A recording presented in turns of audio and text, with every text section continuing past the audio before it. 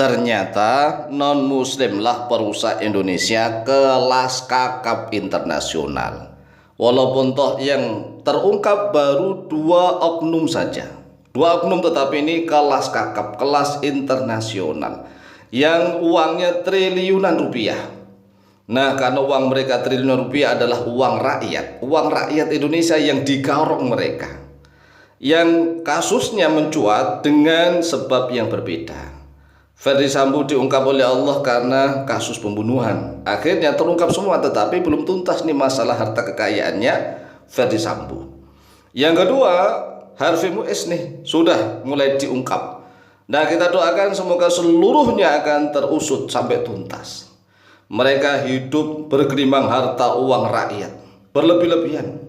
Sedangkan di sisi lain masih banyak sekali rakyat yang terjerat utang piutang. Utang di mana-mana, baik itu utang dari bank harian, bank titil, bank kredit setiap hari keliling-keliling itu hampir setiap kampung di Indonesia sekarang ada bank-bank semacam itu. Masya Allah, belum lagi pinjaman-pinjaman yang online, ya judulnya pinjaman tapi utang-utang online, sehingga banyak sekali Masya Allah di Indonesia kasus bunuh diri gara-gara terjerat pinjol pinjaman online. Belum lagi banyak orang stres gara-gara ikut judi slot yang kalah, hancur, remuk, berantakan. Nah, di satu sisi enak sekali ini oknum-oknum non-muslim mengeruk kekayaan di bumi Nusantara. Sekali lagi ini bukan sara, tidak sara. Mengapa? Karena sebagai antisipasi. Sebab selama ini umat Islam Indonesia selalu dijadikan kambing hitam. Selalu disalah-salahkan oleh mereka. Umat Islam kalau ada kesalahan langsung dibuka di mana-mana. Nah, saat ini Allah Jalla Jalaluh sudah mulai membuka kedok mereka satu persatu. Yang pertama Ferdy Sambo. Ini kan dua oknum non-muslim perusak Indonesia ini. Yang pertama Ferdy Sambo. Tempat tanggal lahir baru Sulsel, Sulawesi Selatan. Pada tanggal 9 Februari 1973. Nah, agamanya apa? Agamanya Kristen. Nah, sumber datanya dari mana? Bisa diketik di Google. Sekarang ini kan zaman keterbukaan. Zaman keterbukaan informasi, bisa diketik di Google. Ketik saja agama Ferdy Sambo dan lihat berita-beritanya. Lengkap tuh. Ini seorang Kristen, ya. Yang sebenarnya ini masalahnya sebenarnya adalah masalah harta kekayaan. Tetapi Allah Jalla Jalaluh membukanya melalui lewat kasus pembunuhan. Coba bayangkan. Karena kejahatan itu Masya Allah akan ditutupi dengan kejahatan yang lain. Tetapi kalau Allah sudah mentakdirkan dibuka, ya dibuka. Karena kejahatan-kejahatan yang bersifat harta kekayaan ini mengeruk uang negara Indonesia.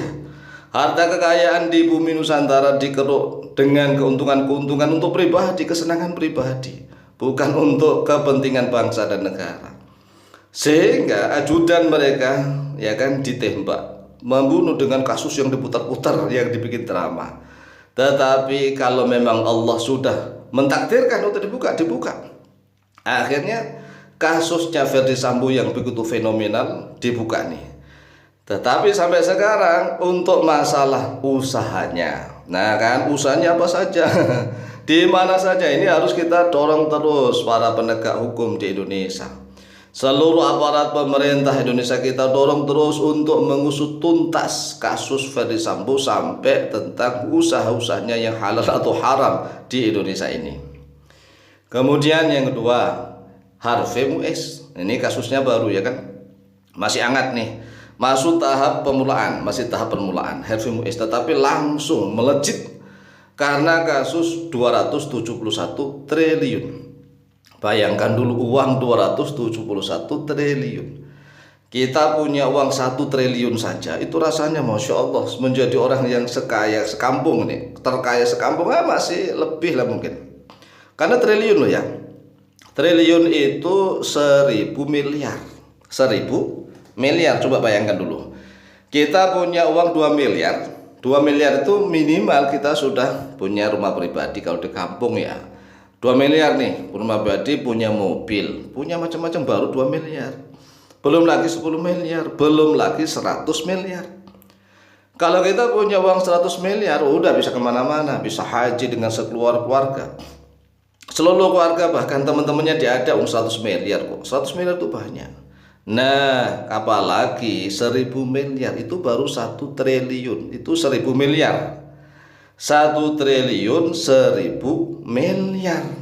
Nah, sekarang 271 triliun. Ayo kira bagi-bagi nih. Sedangkan rakyat Indonesia saat ini nih jumlah seluruhnya baru ya kita genapkan 300 juta lah ya. Jadi seluruh rakyat Indonesia kita genapkan 300 juta jiwa. 300 juta. Nah, kalau seandainya masing-masing dikasih 1 jutaan, 1 jutaan dikali 300 juta berapa tuh? Nah, makanya menurut hitung-hitungan para pakar, ini baru satu kasus yang Harvey Muiz nih, PT Timah nih. Ini baru satu kasus. Belum kasus ya PT-PT yang lain, perusahaan-perusahaan tambang yang lain, misalnya perusahaan batu bara, perusahaan minyak, gas, perusahaan emas, ya emas, perusahaan macam-macam lah. Ini kalau semuanya diaudit, wah rakyat Indonesia itu nggak ada yang miskin, apalagi kok jadi TKW, nggak ada pokoknya. Lah kalau bisa malah bisa-bisa orang Indonesia itu punya pembantu dari luar negeri. Kalau para pejabatnya mental takut kepada Tuhan Yang Maha Esa. Jadi kalau para pejabatnya benar-benar takut kepada Allah Jalla Jalaluhu, kepada Tuhan Yang Maha Esa, seluruh rakyat Indonesia itu hidup makmur, pokoknya seluruhnya loh ini, seluruhnya, nggak ada yang miskin, nggak ada yang pengangguran. Bahkan seluruh rakyat Indonesia bisa memiliki, ya banyak, bukan seluruh ini, banyak rakyat Indonesia yang memiliki pembantu-pembantu dari luar negeri, coba bayangkan. Nah, karena mental pejabat kita ini perlu kita hujat. Perlu kita hujat yang korupsi-korupsi seperti ini, Masya Allah. Ini merusak sendi-sendi kehidupan.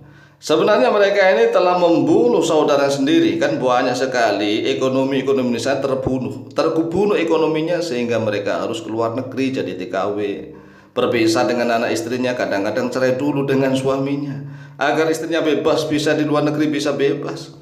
Ini kan membunuh jutaan orang Indonesia.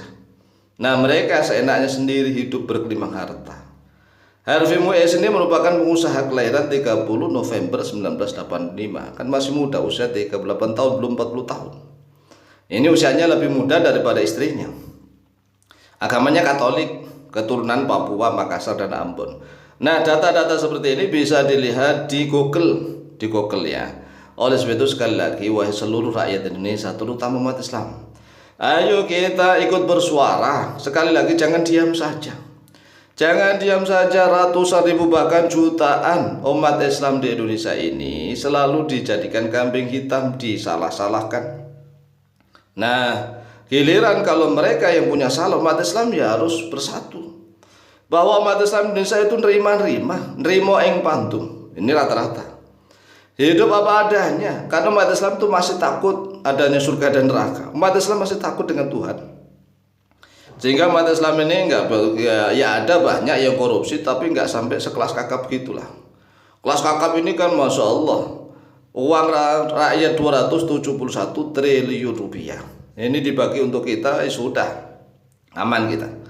Nah, kalau seluruh perusahaan diaudit, Indonesia pokoknya kaya raya. Makanya selalu saya bilang, siapapun yang menjadi presiden Indonesia, asalkan orangnya jujur dan pemberani, maka seluruh koruptor itu diberantas betul-betul, ya, maka Indonesia ini akan kaya raya. Bahkan banyak orang Indonesia yang mampu memiliki pembantu dari luar negeri. Beginilah yang harus kita renungkan. Semoga manfaat, lebih kurangnya mohon maaf. Wallahu ta'ala a'lam bishawab.